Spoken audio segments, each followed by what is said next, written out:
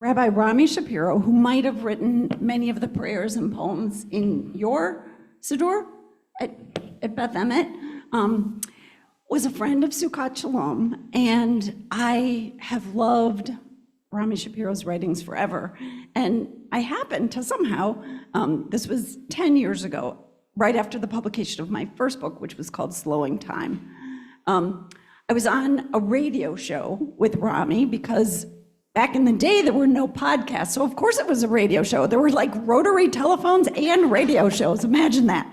And we were in this half-hour-long conversation about slowing time. And Rami Shapiro just said, almost as an aside, he said, slowing time reads like Midrash to the book of nature. And I was stunned and flabbergasted. First of all, as Ellen said, for a lifelong Irish Catholic, to be pinned with Midrash, ancient rabbinic commentary, was as beautiful and profound a thing as anyone had ever said to me. But I was really stymied by this idea, by this mention of the book of nature. And I thought, wait a minute, what's this book of nature? I could tell the way he said it, that it came with capital letters. And I've said many, many a time, I grew up with the original Mother Nature. I grew up, my mom picked the house we lived in because it had the most tall trees. It was across from a creek. It was across from a woods that I grew up in. The famous tale I tell of my mother with her old, those Kodak movie cameras that people used to take of their families. Well, there were 5 little Mahany kidlets in my family.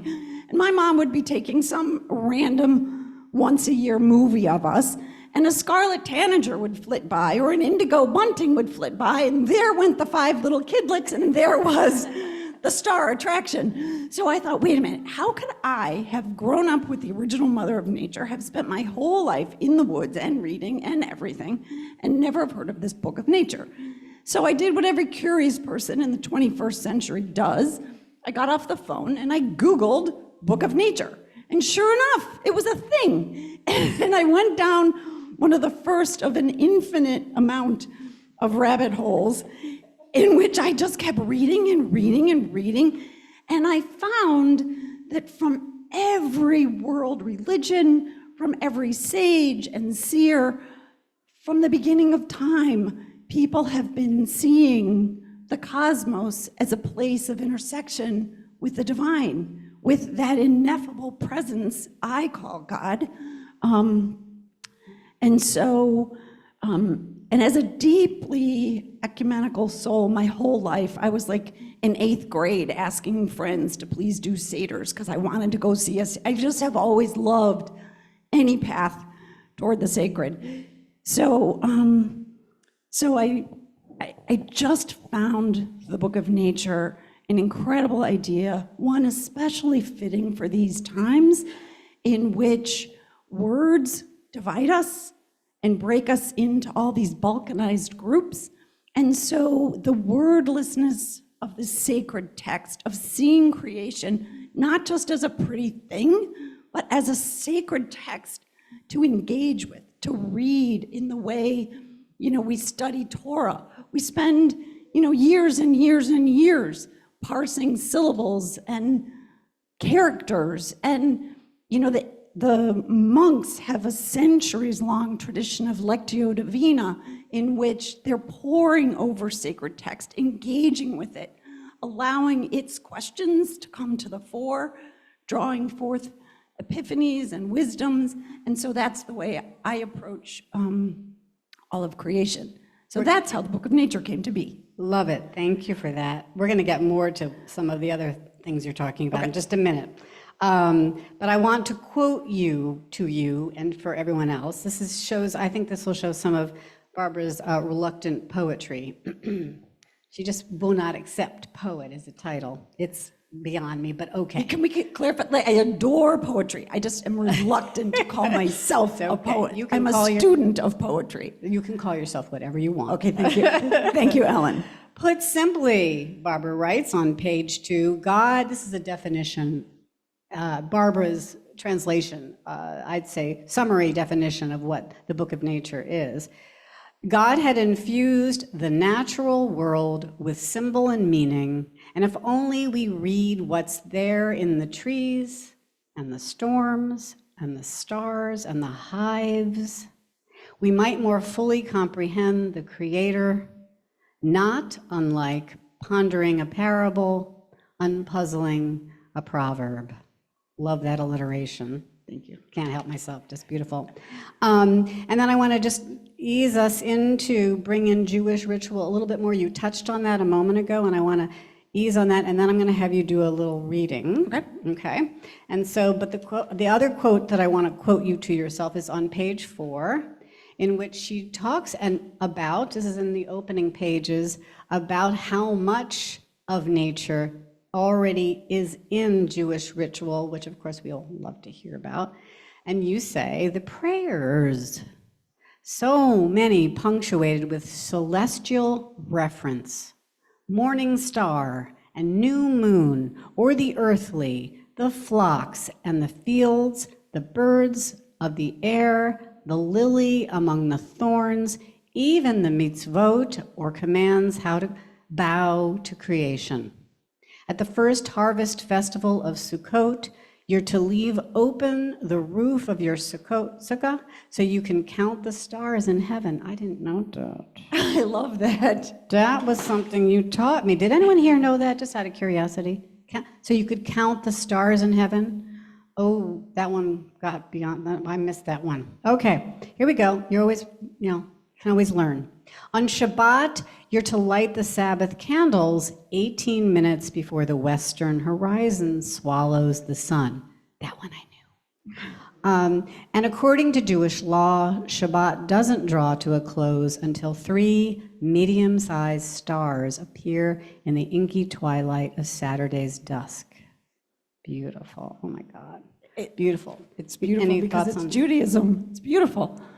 It's Judaism bowing to nature, Completely. right? Completely. Okay. All right. So this seems like a good moment for you to do some reading for us from the book. I think you had certain pages picked A out. little bit of reading. Okay. Yes. A little bit of reading. I think you're going to start on page 7. Yep. I just have to get my glasses on. Glasses, microphone, pages. This is a hard job. Oh my goodness. Okay. I think we're there. We're there. Okay. All right. This is from the first chapter, reading the Book of Nature. One of the first bibliographers to put a name to the Book of Nature was Antony the Great, a 3rd century Egyptian desert father who, when asked by a curious visitor how he managed to be so learned with nary a book on a shelf, replied, "My book is the nature of created things, and as often as I have a mind to read the words of God, it is at my hand." Theophan the Recluse, the 19th century Russian Orthodox saint, declared creation, quote, "a holy book filled with uncountable and wonderfully different paragraphs." In the same century, but a different landscape, Henry David Thoreau is said to have walked his sanctum sanctorum, a grove of ancient oaks or a stand of eastern white pines, alert to the mystical, more as supplicant than naturalist. In his journal on September 7th, 1851, he wrote, "If by watching all day and all night, I may detect some trace of the ineffable, then will it not be worth the while to watch?" His life's work, as he saw it, quote, was to be always on the alert, to find God in nature, to know his lurking places, to attend all the oratorios, the operas in nature. I too am on lookout. Mine is a quotidian geography. The undulations of my topography are of the humdrum variety. No sharp chiseled summits, no crags in the rock. I live in the heartland after all, a landscape long ago steamrolled into equanimity by ice age glaciers that erased most every speck of drama as they receded.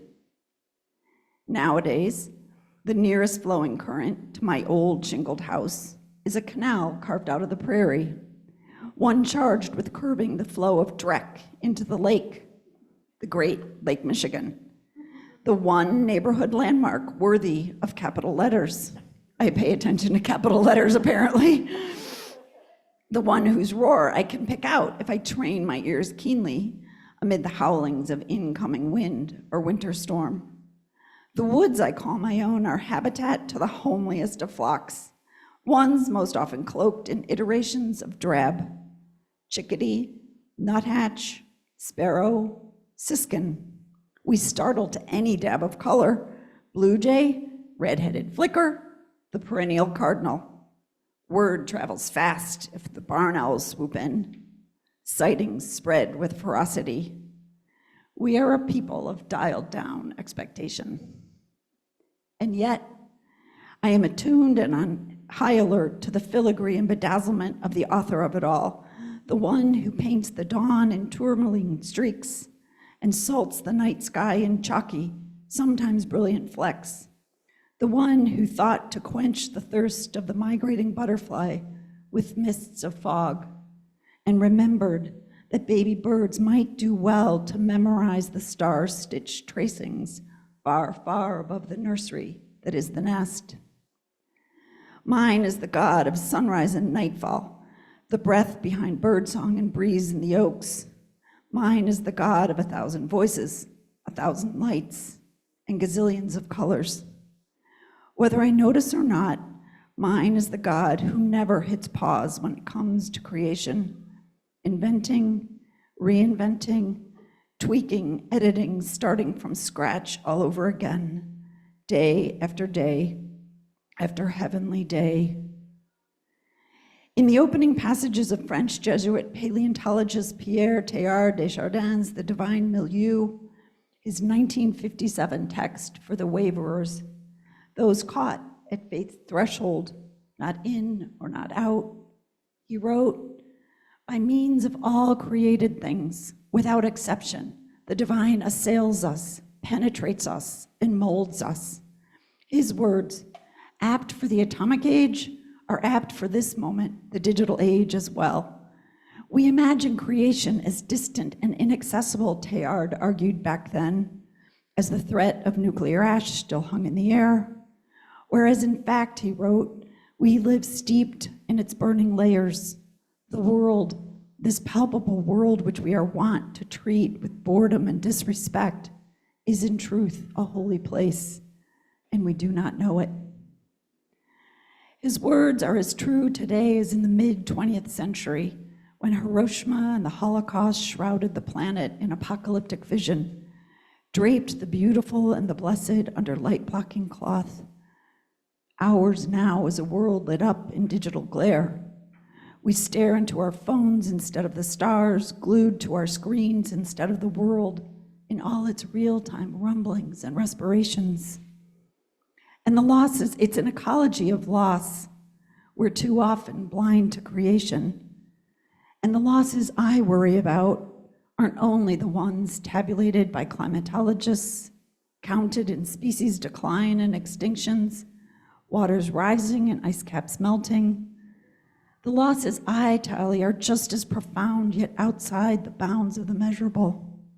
Beauty, wonder, the wild, intimacy, knowing the world by the whirl of your fingertips, by the dew of the dawn under your toes.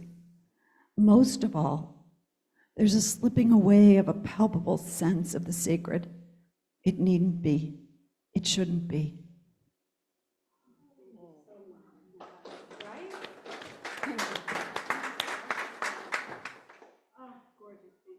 Thank you. My wacky voice. It helps to have a mic when one's talking in a public venue, doesn't it? It was, yeah, thank you. It was beautiful to hear it in your voice, is what I was trying to say. Thank you. Loved it. So many things to talk about here. I want to get to absolutely where all this comes from in a minute, but I want to get to some brass tacks first. I know for a fact that you did a ton of research for this. I did. A ton. I did. I also happen to know it was during much of or most of the pandemic. Correct. I'm wondering if there's a relationship between those two things. Can you say more? I think the pandemic just happened to overlap with my deciding to deep dive into this book. it was a really interesting process. My first 4 books were collections of essays that I wrote in real time over the course of many, many years. This was the first time I had an idea that I wanted to dive deep into. And as a trained journalist, I was skilled in the art of asking questions and seeking those experts who knew the story the best and knew, whenever a journalist is out covering a story, we're looking for the person who can tell us what happened. And we're looking for multiple perspectives, because only from multiple perspectives do you get the truer picture of what happened. So it was just a magnificent gift to write this book, because I needed to turn to my own seers and sages and teachers. And I began with Annie Dillard. And what a place to begin. I pretty much absorbed Pilgrim at Tinker Creek and set out to want to, like, she was who I was reaching toward. I wanted to reach like she reached. And I know, I just so deeply believe my posture is one of deep humility. And so I turn to people who know volumes more than me, and I read, and I'm particularly magnetized toward writers who tell their truth beautifully and poetically. So when I was writing about birds, I found those who not only illuminated the science, but illuminated it poetically and made me feel it and pull myself into it. So I read because I just wanted to know about all these centuries, millennia of people who had been reading the book of nature. And then a little bit to get into the architecture of the book, it was my editor, I have to credit her, who said, in the first half of the book, it's a deep dive into what is this book of nature, and a consideration of the spiritual practice of paying attention, which very much is Jewish, sim lev, pay attention. All the sages and seers and holy people pay attention to what's right before us. That's where the sacred and the holiness is. And then, but the second half of the book, she said, I want you to pull pages from your own book of nature. Pull 12 pages from your own book of nature that really speak to you. And there was an assignment. In the whole of the whole cosmos, I had to decide upon 12 pages of those moments or places that are especially full of sacred potency for me. And so that's how I ended up dividing it into, and of course, you can't read Pilgrim at Tinker Creek and not decide to do woods. So I did the woods. And I live, one of the holiest places to me is we don't live in Wilmette. We thought we lived in Wilmette when we bought our house, but it's just over the border and it's in Wilmette. So Gilson is my natural born perk. And the Gilson is magnificent. Those dune grasses and the cottonwood trees and the water right there. And what I love most about those dune grasses is, as I write in the book, I love to curl up like a quail in the rush and just feel my intense smallness against the vastness of creation. That's just an incredibly holy posture, which I think this cultural moment could spend more time considering that we are not the center of the universe. So I think that was your question, sort of, kind of. I think that got to it. It's all eventually. It's all connecting, so it's great. I didn't actually know how you had structured. What was the thing that helped you structure the book? It's actually nice to know that there's an editor out there doing a good job. Brilliant editors are brilliant things, because I don't think I would have thought of that. They're not always around. It's nice when you have some good ones. That's great. Yeah. That's awesome. That's great. Yeah, because it's an interesting selection, those 12. So they were very well, they were clearly places that absolutely mattered to you. You already knew mattered to you. Is that right? Absolutely. Okay. No, I think there was something about, considering it for these purposes that drew me into certain times the sad list, but I always think of Ernest Hemingway, who said, "You're only as good as what you leave on the cutting room floor." But I have pages and pages of notes on other elements that are on the cutting room floor, and maybe I still collect notes on everything, but yeah. You'll do something with those, I suspect. Deep Night certainly deserves its own chapter, and I've done some retreats and workshops in the year since it was published, and I love to say to people, you pick the pages from your book of nature, because your book of nature pages will be different from mine, and what you have to say about them will be different from mine. But to just begin with just one page and think about it in that kind of sacred reading sort of way, to really engage in, okay, what's the wisdom here? What's the parable here? What's the takeaway? I have to ask you one more question about that as it relates to writing. I know as a writer that we often discover in the writing, but I also know you to be a very, very soulful person and somebody who's already spent so much time thinking, pondering, meditating, and writing about the natural world. How much discovery came out of the writing? I mean, you probably went in with a whole lot, but I suspect. Great question. I think the whole reason one goes down a rabbit hole is because, we're just enticed from point to point to point. I call them epiphanies, those, oh my God, moments when, one of the elements of the book that I didn't think my editor was going to let me put in, but she did. I have these litanies of astonishment. Probably it's because I was a science geek growing up. You can't get through nursing school without being a science geek. And I tend to find that the more I peel back the science, the more astonished and amazed. And I have said that's as close as I come to kind of staking my flag solidly in the land of I believe. Because for instance, I don't know, I might have learned a while ago, but in that line that I read about, the quenching the thirst of the migrating butterfly, that's true.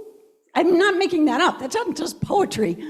The monarch butterfly, which has the longest migration on the planet, flies along the water's edge. Why does it fly along the water's edge? Because in the morning, when the temperature between the land and the sea or the land and the water is at its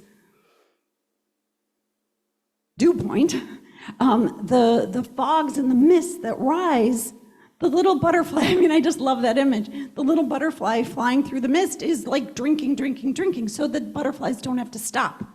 Now that's an amazing thing. Or discovering that this one certain English bluebell happens to bloom at exactly the moment before the tree under which it tends to bloom has blossomed out and leafed out, so that the sunlight, just the right amount of sunlight, is striking that the English bluebells down below so they can bloom, and then in turn, so it's the choreography of Earth is a really beautiful thing. Beautiful. So those are some of the things Awesome. that I learned. But just reading the language of all these great thinkers, theologians, philosophers, secularists, reading all of them just drew me into a place of, I was always emerging from my office with starry eyes. I want to see a picture of that.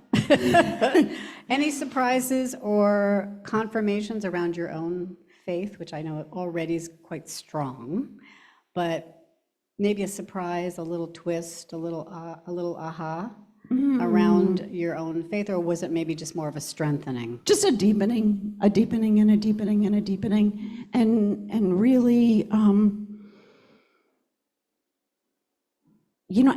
I think one of the reasons that I love deeply studying all world religions is finding those common shared threads, and that just like pounds home to me that the truth is somewhere deep in those shared threads.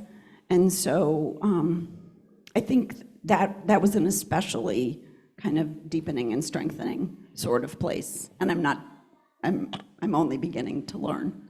So, yeah, Beautiful.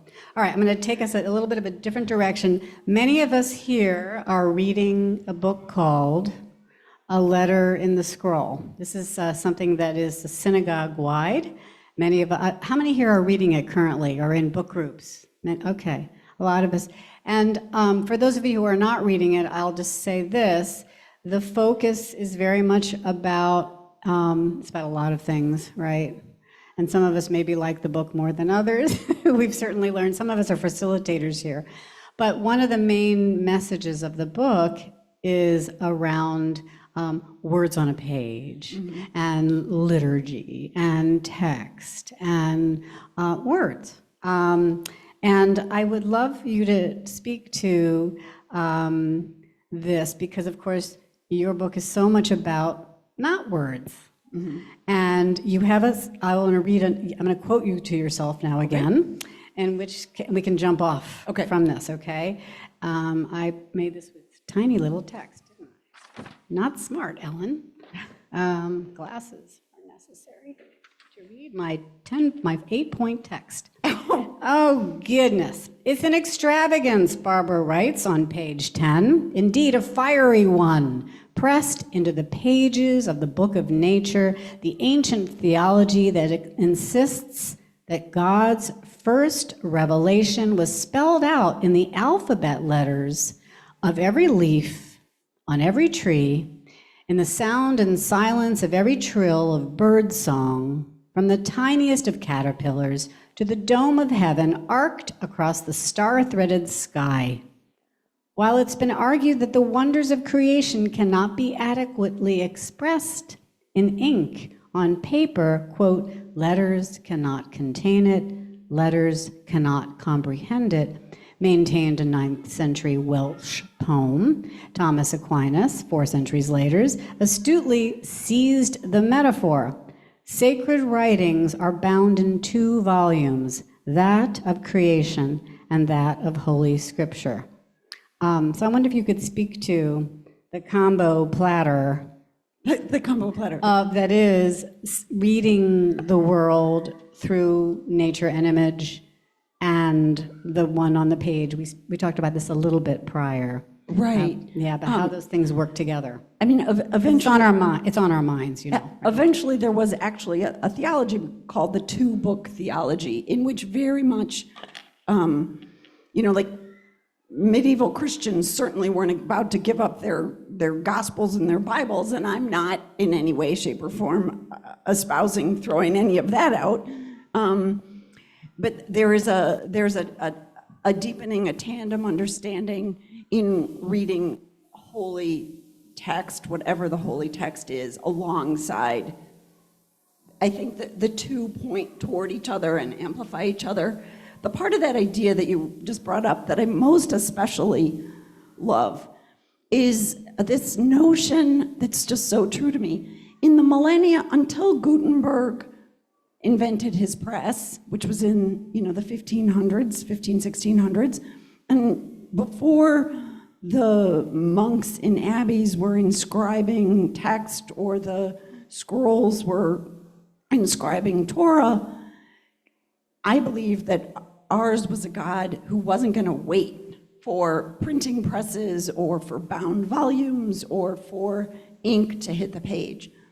But that, and I spend a lot of time in the book kind of twinning back and forth between, ancient Israelites and the Celtic peoples from whom I spring, because they're these agrarian people who didn't have a lot of word-filled texts, but certainly I believe God wanted to engage with them. And so where would they turn? They turned to this earth that they needed. They turned to the heavens that fed that earth, that without which there would be no crop, no sustenance. And so, I find the Celtic traditions particularly charming. And, long ago, sitting in synagogue when I was fairly new to Judaism, and just like hearing those celestial and earthly references in the prayers that just invited me in and gave me this place of resonance. And so it's kind of logical that of course, before there were books, if there was a way to understand God, that way to understand God was exactly as Antony the Great says, that the book of God is all around me, and it is in the things that God has created. Yes, and So I love that part of it. That's good. And what I'm picking up from our talks prior to today and also today is how, and you said this earlier so eloquently, about how when we study text like we study what's out in the world. I mean, the attention that we take to the word, the dissection, Right. and the time, and the is how we meditate under a tree, is how we look up into the sun, and we they're the same, but two different parts of a whole. Exactly. So I'm going to read you one last quote to yourself, and then we're going to open it up for questions, okay? One last quote. If she can stand listening to herself one more minute. So I'm going to leave you with this note. The fiercer, on page 14, the fiercer and faster we've barreled through the ages, industrial, machine, atomic, digital, the farther we've grown from the God of the unharnessed wild. If we can't sense that perceptible presence we don't think to walk in the woods in search of the holy, if we don't look into the heavens for something deeper than the stars, if the unbridled joy of a fledgling's first flight doesn't strike us as unscripted sacred instruction, then we are all but skipping over the first best text God ever gave us. I want to leave you with that note and then open it up for questions. Amen. Yes, Mark. Here, I'll run around and do the mics thing. The mic dance. I'm doing the mic dance. Thank you, Ellen. Barbara, this isn't totally a question, but I'm struck listening to you about our Friday night services where we project these words on a big screen for people to see, and the cantor always adds a visual. And I was struck listening to you by how often those visuals are nature, not the spectacular crag of some mountain necessarily, but a tree in the darkness, for example, or a bolt of lightning in a sky that fits. And it just hit me how often that is. We see that on our Friday nights to add to what we're saying. That's beautiful. It's beautiful. One of my gospels would be, it's the quotidian.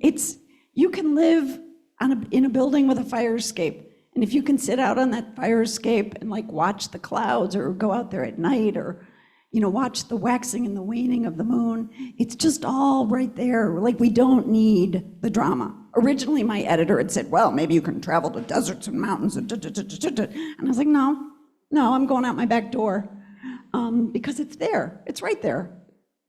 So, yeah. Any other thoughts or questions? They don't necessarily have to be questions. Dear Barbara. I have a very practical question. So when you are doing all your reading and your research or just mulling something over, how do you collect and Good question. I have a very elaborate system of, so I'm a journalist, and sourcing very much matters, and accuracy is everything.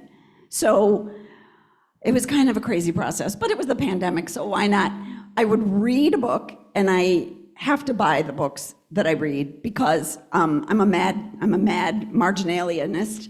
I'm always underlining and starring and exclamating, and if it's really, really good, the yellow highlighter comes out, and then I would go take the book, sit in front of my computer, and I would type out first the title, da-da-da-da-da, and then the page number, the quote, the page number, the quote, the page number, the quote.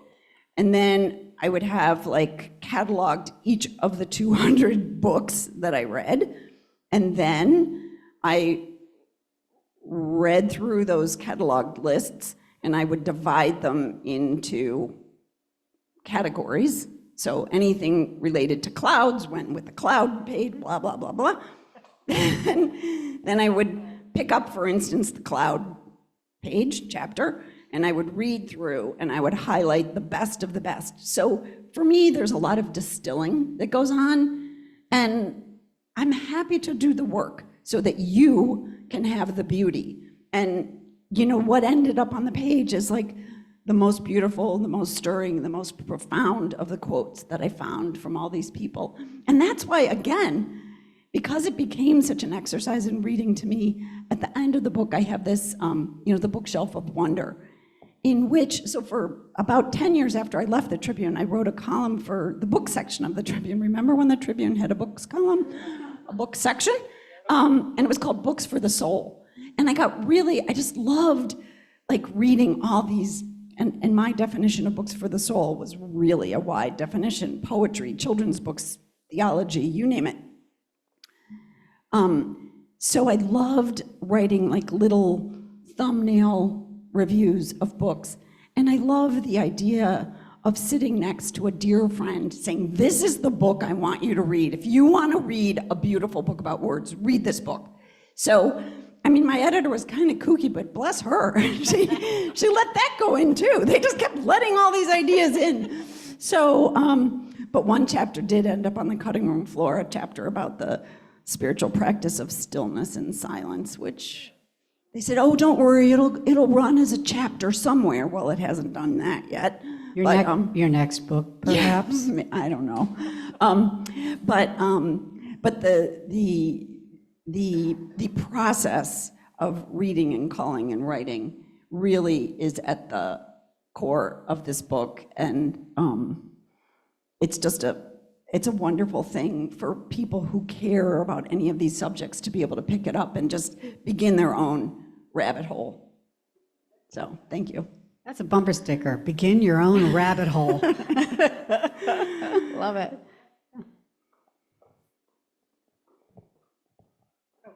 I saw both of your. Okay, go ahead. You're next. Well, I'll preface this by saying I have not read the book yet, but I can see how you envision this for the reader to be an awakening and a profound new appreciation of what is around us. Do you have any design as to what a person should do with that after you've given it to them? Was that part of your intention when you wrote the book?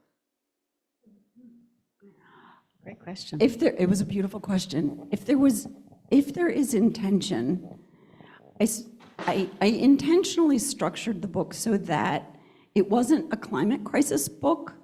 I saved the epilogue, which is titled Lamentations for the Book of Nature. I saved all of the urgency to save this holy earth and heaven and the liminal in between until the epilogue.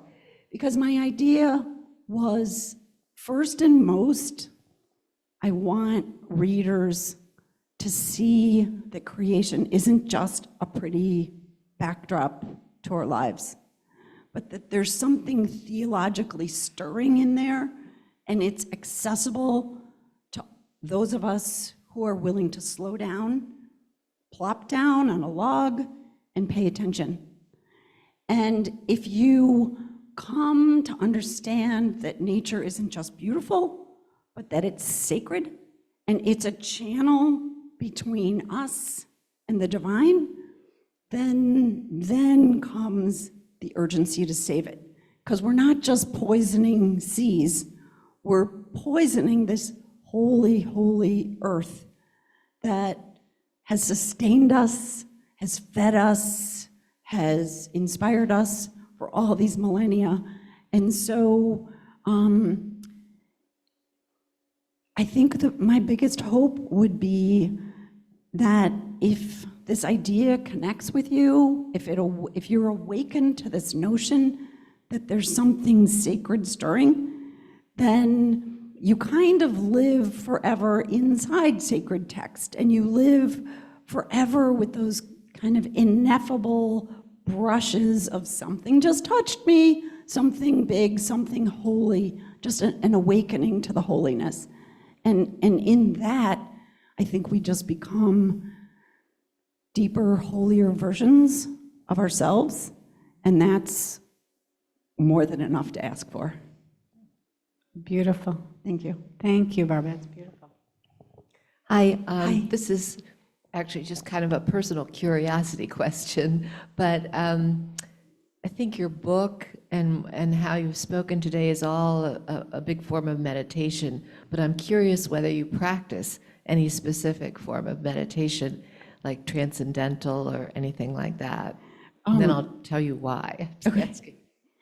The truth is, I've tried. I've tried to sit really quietly and to let those little bugaboo gnats in my head quiet down. But I have not gotten very far. And then I read about another way to try it, and then I try it that way. So mostly I just kind of live with curiosity as my meditation, and I live inside that. Well, there's in transcendental meditation, there's a guy who does a global meditation twice a day, and his name's Bob Roth. It's the David Lynch Foundation. This isn't an ad, by the way, but it sounds like it is. Anyway, he starts each meditation period with like 5 minutes of talking about the genius of nature, and it could be anything from like frogs to parts of the brain to anything that you could possibly imagine.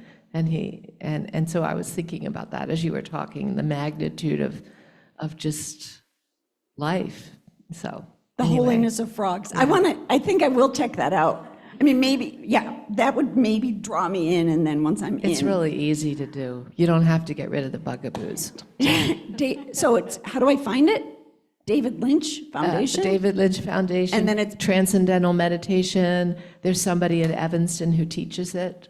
And it's Bob Roth, did you say? Bob Roth is his name, Okay. yeah. But you can also do it on your own. You don't have to do him. He sounds interesting. Okay. Oh, I'll come over there. Barbie, was it the frogs that got you? Have any of you ever heard spring peepers? The first time I heard them, I thought there was like a UFO off in the woods. I didn't know what that sound was, and I heard them last week up in Wisconsin, and I just stood there enchanted for, I can't wait for the cicadas.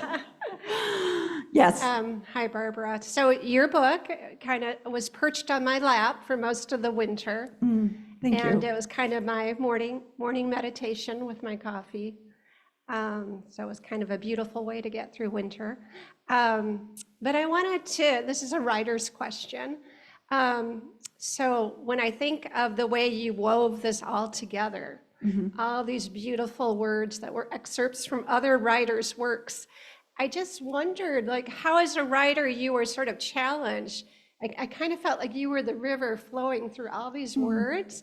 And I just wondered how you approached that as a writer so that you wouldn't overshadow those beautiful words, but that you would be kind of integral to them. Do you know what I'm saying? I do. That's Okay. a lovely question. And there's a really interesting sort of answer. So I would never, my nature is not to overshadow anyone or anything. And so when I turned in the original first draft of this book to the book editor, not the one who talked about the architecture, but the actual line editor, she said to me, she read it, took a couple weeks, and she got back to me and she said, "You've baked a very dense cake." And I was like, oh? And she said, "You're not in it." She said, "You've got all these like great minds." She said, "I need some meringue. I need some airiness. I need you to, I hadn't done the engagement. I was just like so excited about all these people. I was just like slapping them on the page. And it was really hard, and it was a lesson that I will carry with me forever. And I think she taught me about kind of sacred engagement. And her process for getting me to do that, because it sounded really hard. She said, "I don't want you to look at anything you've already written." She said, "I want you to start 12 new documents. And I just want you to, each one, the title of each of your 12 chapters." And she said, "I just want you to just brainstorm, just personal reflection. Don't even write sentences, just list things. And then after you do that, go back and look at the brainstorming and see kind of where there's the most resonance for you. And so then I wrote the personal reflections, and they just seemed, and I said, well, how are you going to weave these in? And she was a wise guy. She said, oh, don't worry, I'm going to do that for you. And I was like, okay, great. So she lifted the weight off my shoulder. Then when we got to the part where it needed to be woven in, I was the one who wove it in, but it just worked. And like where these reflections needed to go just happened. So there's a really interesting question, because in my original draft, I was not in it. The geniuses were in it. So I had to put a little bit of me in to engage, which hopefully models how you can, read the thinkers who inspire you and then engage with them. But I think, as Jews with Torah study, like, that comes naturally with practice. Yeah, it sounds like you were describing Midrash. Maybe. Yeah? Isn't Midrash us taking in Right. sacred text, beautiful words, And reflecting. and reflecting back in a different way, slightly different way? Right. Oh, see, there you go, doing Midrash again. There.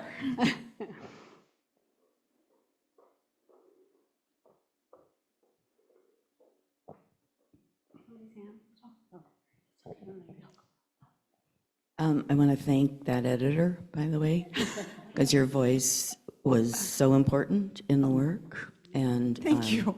Yeah, I kind of rushed through the experts, actually thinking I'll get back to them some other time. So, I noticed that you had a couple of native persons that you read and looked at, and I wondered how much you could find actually of native voices beyond the two women that I did notice in the autobiography. Linda Hogan. Linda Hogan is a poet. Robin Wall Kimmerer is a biologist. They were, because they have published works, they were the easiest for me to access. But in my ongoing keeping of notes, I have more and more now. I think Linda Hogan and Robin Wall Kimmerer, they're certainly the two of the main indigenous peoples who I quote. I would have more to add now, but did you have a follow-up with that? Oh, okay. Beautiful pink sweater, shirt, top. I've only read a little bit of your book, I confess, but I'm reading a book by Douglas Tallamy, The Nature's Best Yes, Hope. yes. And he is in a very different focus, trying to get us to plant more natives than that, and his thing is homegrown backyard national parks. So you don't have to go and drive to these great parks to see the wonders of nature. You can have them in your own backyard, much what you said with our beautiful Gilson Park, so. I need to read him. He has I think one of his books is brand new, just out, I think. Because up in Wisconsin last weekend, there were several of his books like out on the shelf next to mine, and I think one of them is new. But yeah, the guy I took my cues from and used as backup to my editor that I wasn't going to travel was John Burroughs, was a great Hudson Valley writer who very much believed in like know your own backyard. Like you don't need to travel far. Like it's right here, and this is our land to protect. Yes. This is more of a personal, spiritual question regarding your background as a pediatric oncology nurse and being right there in the suffering of innocence. Where have you found in nature a place to grieve? Where do you find solace to be able to address those difficult feelings? In my garden. In my garden. I'll be truthful with you. A year ago, my vocal cord is paralyzed because I lost half a lung because they found lung cancer. And I've had miscarriages over the years, and I've had lots of heartbreaks. And I find myself on my knees in the mud, in the garden. And as I write it's the chapter it's about the moonless night on the beach. I think it's the chapter of Moon. I had a dear, dear friend whose 17-year-old daughter had a terrible cancer that she died from. And I write about the night the prayers were so big, it was Shabbat. I couldn't go to synagogue that night. I went where the walls are infinite and there is no ceiling beyond the heavens. And I wrote about this night where I knew that it was a full moon. I couldn't see the moon. I couldn't hear the lake lapping. And then this goose flew overhead and I heard the dissonant dirge, but I couldn't see it. And I talk about how, like, that night alone on the beach just taught me this profound lesson that even though I couldn't hear the lake, I knew it was there. I couldn't see the moon. I knew it was there. I couldn't see this goose, but I heard it. And this God to whom I was praying, therefore, follow the syllogism, I believed was there too. And so I often turn to the natural world when the prayers are so deep and the grief is so endless. And, just so the delights that unfold in the garden before me last spring, I'll never forget last spring and last summer. I could barely lift a trowel, but I could dig in the dirt and I could sit there and I could see the unfurling, and I drew lessons and strength from that. So that's where I turn. Thank you for sharing that, Barbara. Any other? Oh, I'll get there. Dear David. Off she goes. So I was intrigued when you described how your editor had asked you to look within yourself and find your relationship with your material. After you had spent a whole segment of time going back to your days as a journalist and looking stuff up and researching it. So I'm kind of interested, is you, Barbara, what was going on in your soul when you set aside all the research and all the organization and all the type A part of your brain, and then were asked to feel your way through the material and approach it there by your editor? I mean, it came pretty naturally because I'm a pretty reflective person. I started writing a lot of personal essays. I wrote personal essays for the Tribune, and then I started 17 years ago writing a blog, which was every single day was a personal essay. So I knew how to do it and was able to do it. I just hadn't wanted to inject myself into that book without not just the invitation, but the instruction, like, do this. So the instruction was, we need meringue. We need some air swirled into this cake. So that instruction for someone who likes to mess around in the kitchen was a pretty easy instruction to follow. And so it just came. You're welcome. Any other comments or questions or thoughts? How are we doing on time, by the way? Are we? Yeah. Okay. Yeah, yes. Shall we maybe thank our dear author Thank for you. coming and giving so much of her time? Thank you. If you are interested in purchasing a book, I believe there is a square There's a square available. and Barbara's going to help me with it. And 'cause then I hate there's it. also an author here who will be happy to sign any book, right? I suspect That's true. part of the. That's true. I just want to say thank you so much to Barbara for the invitation and to Beth Emmett. To be invited into a synagogue that's not my own is really a profoundly powerful thing to me, and I fully appreciate it, and thank you. Thank you so much. Yeah. Oh, my absolute pleasure. Thank you, my beautiful Ellen. Oh, just turn this off. So it's going to take a minute maybe.